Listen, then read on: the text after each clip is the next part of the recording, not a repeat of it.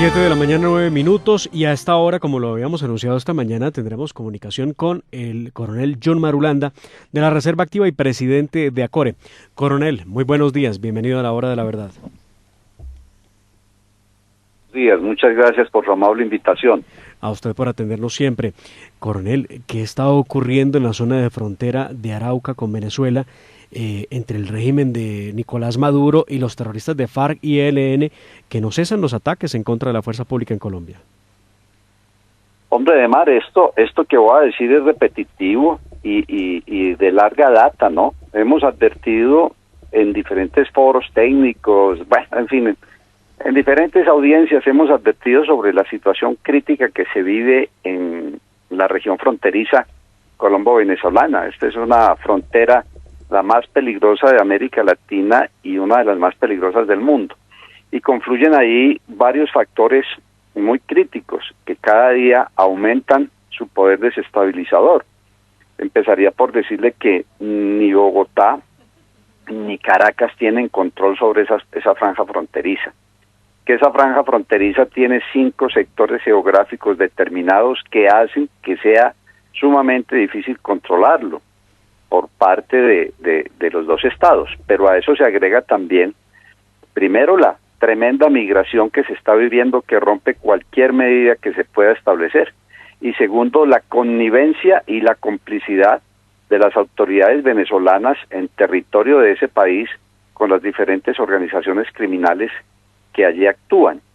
No solamente las FARC y el ELN, sino organizaciones del crimen transnacional, y no solamente dedicadas al narcotráfico y la minería ilegal, sino al contrabando de ganado, de combustible, de comida y al tráfico humano, a través de más de 700 pasos clandestinos, incontrolables, a lo largo de esos cinco sectores que identifican a esta frontera.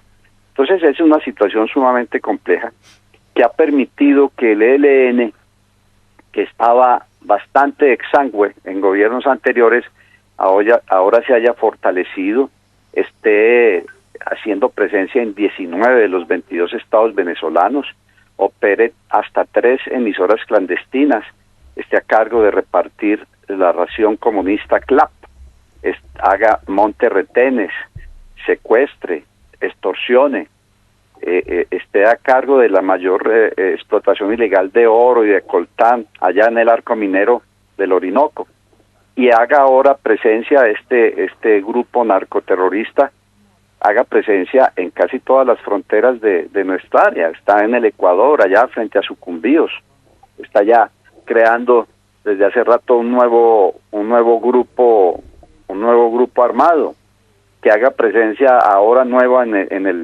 el Perú, allá en la provincia de Loreto, en Brasil, allá en Roraima, en fin, es un grupo que ha crecido exponencialmente en hombres y en armas gracias al dinero que le deja la minería ilegal, y que las FARC de alias Gentil Duarte se haya aposentado tan fuerte en el estado Apure, como que sacó allá con el rabo entre las piernas a las Fuerzas Armadas Bolivarianas que intentaron ir a desalojarlos de esa región. Entonces es un panorama bastante complejo que sus efectos se sienten inmediatamente en lo que estamos viendo, en lo que vimos el sábado pasado, cuando desafortunadamente asesinaron a 5 de nuestros soldados y dieron a 6 más, sintiendo que hay 3 desaparecidos, y que han venido durante todos estos días realizando atentados contra las instalaciones militares y que han producido la muerte de más de 100 y pico de personas en lo que va del año, que son asesinadas algunas veces en territorio venezolano y después trasladadas a territorio colombiano, que aparecen con letreros por ser del Tren de Aragua, que es una banda que está operando ahí en esa región de Arauca. En fin, todo eso confluye pues a la situación tan crítica que se está viviendo en este departamento. Pues una situación verdaderamente complicada, coronel, y usted como pocos conoce muy bien esa zona de la que estamos hablando, esa zona del país. Usted fue comandante de la base de Arauquita cuando ostentaba el grado de capitán, años 86 y 87, pero también en Arauca, en la capital, años después del batallón de caballería Revéis Pizarro en Saravena.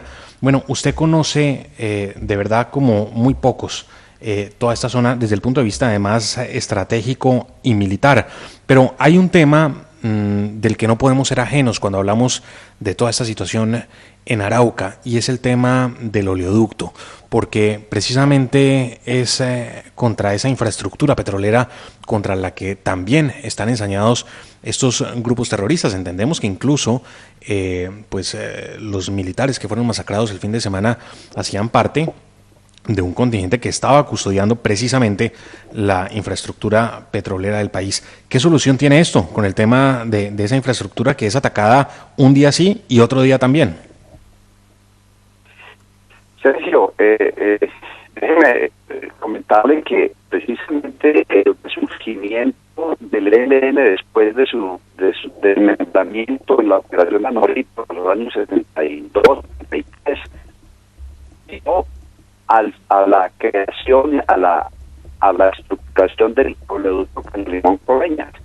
Los remanentes de ese grupo que fue desmantelado aquí en Antioquia, en Anorí, pues se fueron para Arauca y allí encontraron de la compañía que estaba construyendo el oleoducto, la compañía alemana, además del gobierno alemán, que debido al secuestro de los ingenieros desplazó al señor Werner Maus, que se volvió gran amigo de ellos, y de ahí empezó un flujo de dinero que permitió al ELN establecerse en la región, especialmente de Arauquita, y darle vida económica y financiera al Frente Domingo Sáenz.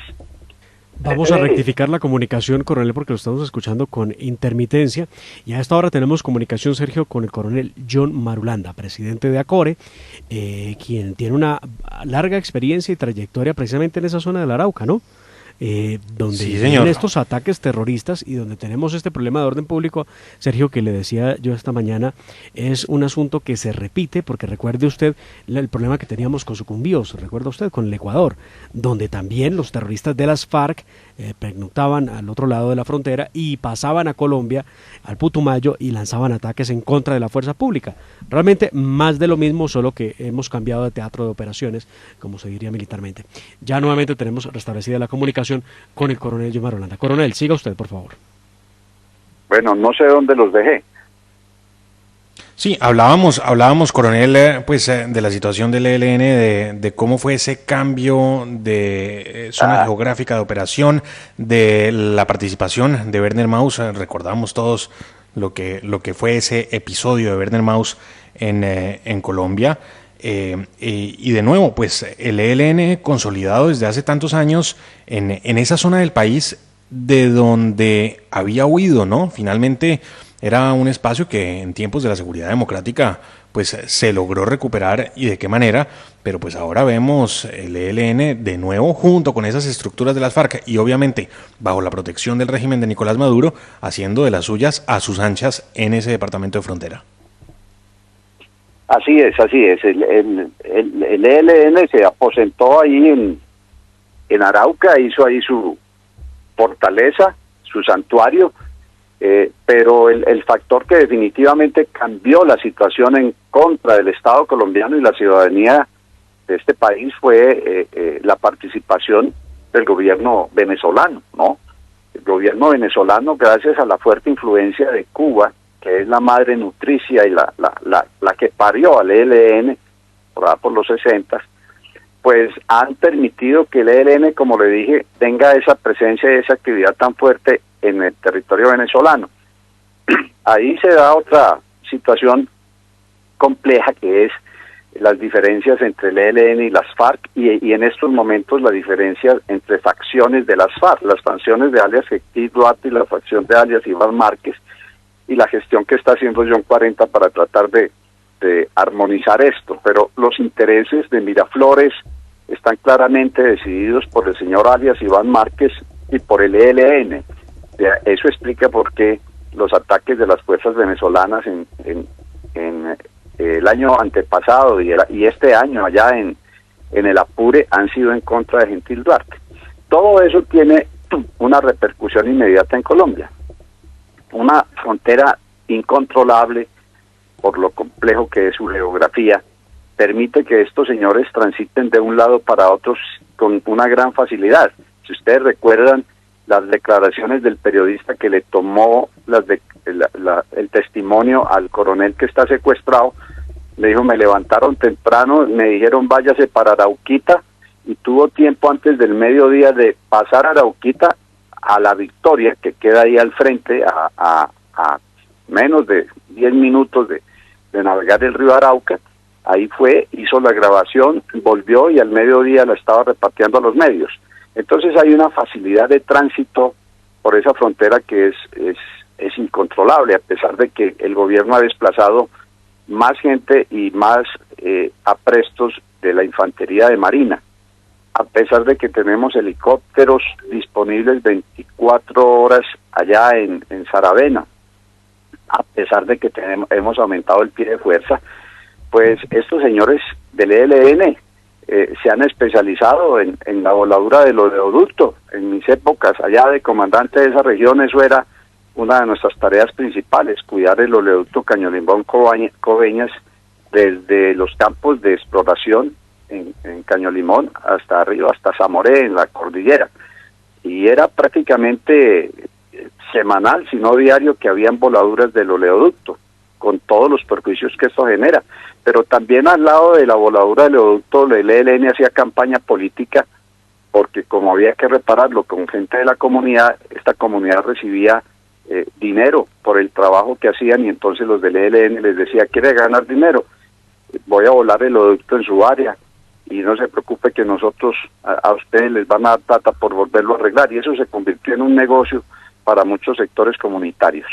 Se empezó a utilizar tecnología, se empezaron a utilizar aviones discretos que podían advertir, y hoy en día todas las empresas petroleras que tienen sus intereses en este sector de Arauca, que es muy crítico, sumamente crítico, pues están empleando lo mejor de su tecnología para prevenir los ataques al oleoducto, y podría decir que esto ha sido bastante exitoso en esta región, el empleo de tecnología sofisticada para prevenir las voladuras, abolladuras o el sabotaje que se le puede hacer a los diferentes oleoductos. Además, pues estas compañías tienen la asesoría y la consultoría de personas que conocen muy bien el área y pueden con su experiencia ayudarles en eso. De todas maneras, el verdadero problema que hay es de inseguridad. Los secuestros han aumentado, la extorsión es generalizada, los asesinatos están al alza, los bandidos se mueven con tranquilidad, y a eso se agrega la presencia de una migración venezolana sobre la cual las autoridades no tienen control, porque estos señores vienen sin ningún tipo de identidad y entonces no se les puede ejercer ninguna acción legal. Lo único que se puede hacer es devolverlos, y ellos en menos de 2 horas están de regreso a territorio colombiano. Nos comenta un amigo de esta casa que en alguna ocasión supo de una comisión que enviaron desde Bogotá precisamente al departamento de Arauca para investigar la situación que se vivía con los terroristas del ELN, y que terminaron por no lograr hacer nada por la dificultad que hay en el terreno, porque aunque parezca insólito, en muchas ocasiones algunos sectores de la comunidad se sienten inclusive orgullosos de pertenecer al ELN o que su familia pertenezca a los terroristas del ELN, y esto pues obviamente en una clara situación de reflejo de la falta de Estado, porque tenemos mucho territorio pero tenemos muy poco Estado, donde no se llega con soluciones efectivas a la comunidad. ¿Esto usted lo pudo evidenciar en algún momento, coronel? Es cierto, el problema histórico de la violencia en Arauca arranca desde viejos gobiernos de Lleras, Camargo, del otro Lleras, porque se hizo una colonización en toda la región del Sarare, con gente afectada por el fenómeno de la violencia en otras partes del país.